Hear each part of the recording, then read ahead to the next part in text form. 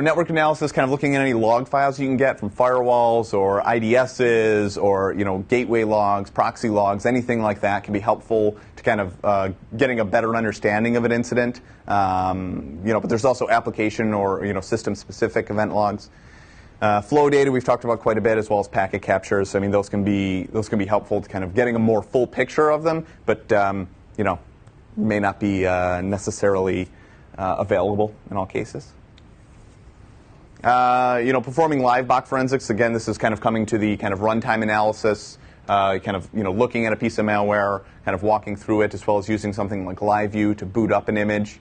For those of you who aren't aware, LiveView is a tool that allows you to boot a disk image into VMware, so you can have like interactive access to a in a read-only format, right? But it'll allow you to actually kind of like see the environment as either the victim or suspect saw the environment. Whoever was involved in the case, like whatever the image is from, allow you to actually walk through it.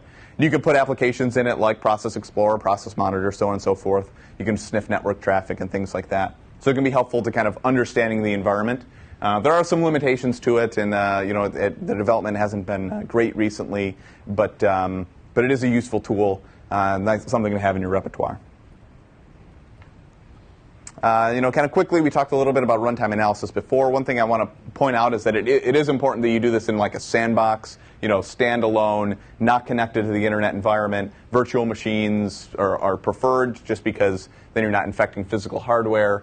But it's important that you do that, right? You don't want to have your, look at a piece of malware and have it beaconing back to the, to the bad guy, telling that it's coming from, your office at the Census Bureau or Library of Congress or whatever else, right? That'll totally tell them that you're looking into them, right?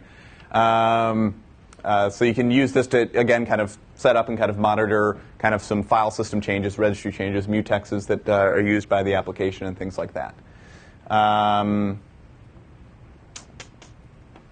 And then you get one thing that I find to be very helpful is like you run something in in a sandbox or something like that. It'll give you file system access and changes like files that it's either creating or looking for or whatever else, and you can then use that to correlate with your timeline to because the events that happen when you run it are the sequential events, right? And then you look at that in the timeline. If you can find them sequentially, that you can kind of do a comparison directly between your runtime analysis and what actually occurred on the system.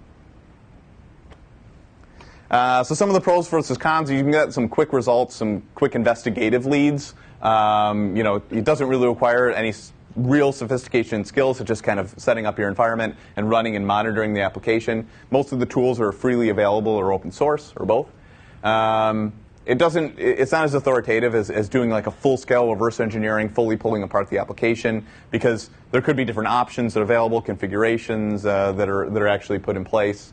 And one thing I do want to point out is this is something we come across quite a bit, is that when you're dealing with that it may only operate in the victim system. This is a big thing when you're dealing with like a specialized application like point-of-sale systems. Point-of-sale systems, where you process credit cards and things like that.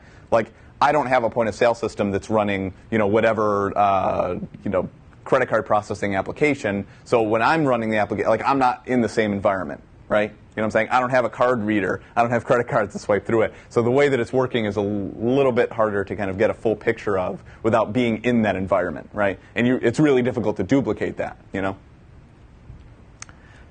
it also could be OS dependent, right? There may be differences between Windows 7, Windows XP, server operating systems, so on and so forth, different processor architectures.